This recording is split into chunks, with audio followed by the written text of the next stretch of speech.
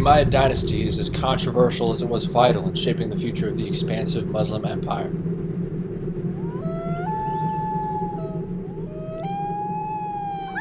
The death of the Prophet Muhammad in the year 632 AD ushered in an especially tumultuous era within the Islamic tradition only very shortly after the faith's conception. Bitter disagreements within the Muslim Ummah over who would shoulder the role of caliph after the Prophet's death led to a crisis of succession and, consequently, an almost immediate splitting of the faith into two distinct sects.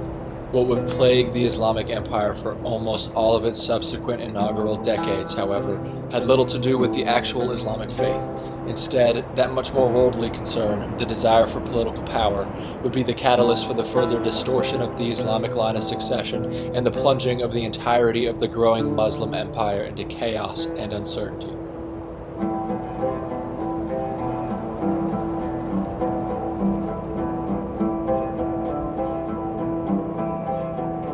The first four Muslim individuals to take on the role of caliph after the death of Muhammad kept the faith as their primary concern. These were spiritual leaders, successors of the Messenger of God. The best person to tread this earth after the prophets of Allah subhanahu wa ta'ala, his name is Abu Bakr as-Siddiq radiallahu anhu. This man was feared in Quraysh. This was the man Umar ibn al-Khattab radiallahu anhu. Loved him so much, the people of Quraysh. May Allah love you the way Quraysh used to love Uthman.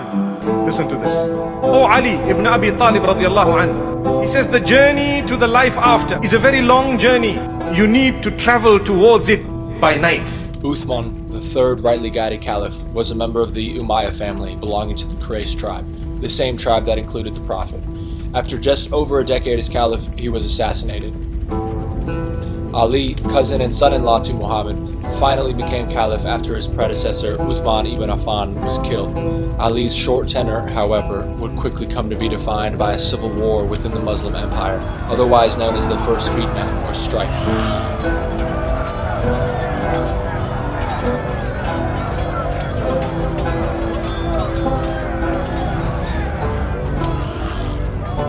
A man named Muawiyah, relative of Uthman and governor of the Levant under Ali, demanded his cousin's killers be brought to justice.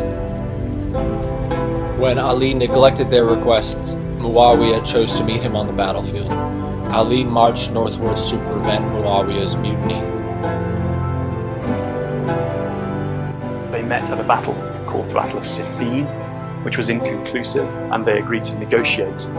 This proved to be a canny decision on the part of Muawiyah because it split Ali's support. Some of his supporters felt that he shouldn't be negotiating. As the caliph, he should just fight until he'd established his power. These same Shia Muslims who had once adamantly supported Ali's rule assassinated the fourth caliph in 661, allowing Muawiyah to seize power and usher in the Umayyad Caliphate, a dynasty no longer primarily religious. Ali's killers had originally planned to assassinate Muawiyah as well, but failed. Consequently, the caliphate began to look more and more like a monarchy. Authentic opposition to Umayyad rule still posed a very real threat to the family, however. Muawiyah named his son Yazid as his heir, establishing hereditary rule as the way of the caliph and further turning the religious authority into a monarchy. Yazid was well aware of the powerful Muslim figures in Medina who were building this opposition.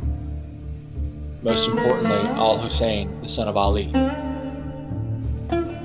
In the year 680, Yazid's forces trapped and killed Hussein and most members of his family. Nonetheless, opposition to Umayyad rule was far from over. It would eventually lead to the dynasty's downfall.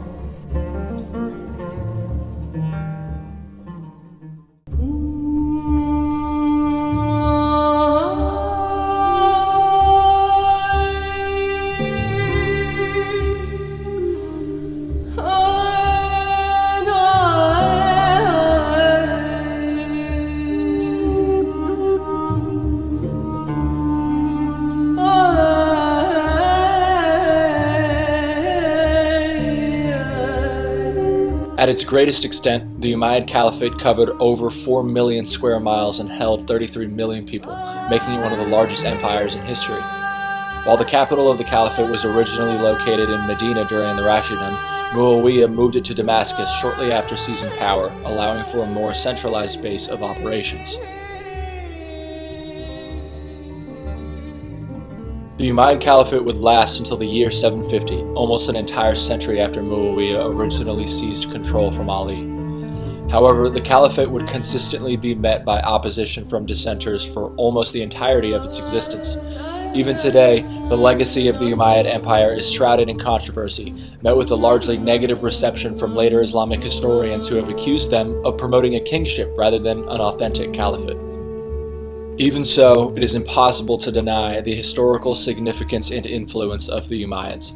The Caliphate was marked both by territorial expansion and by the administrative and cultural problems that such expansion created. During this period of Umayyad rule, Arabic became the administrative language. State documents and currency were issued in the language. Possibly their most important contribution to the Islamic religion was the copying of the Quran to paper. This allowed the all-important text to stretch to all corners of the now massive Muslim empire, resulting in mass conversions that brought a large influx of Muslims to the Caliphate. They also constructed famous buildings across their expansive empire, some of which remain critically important to the Muslim faith.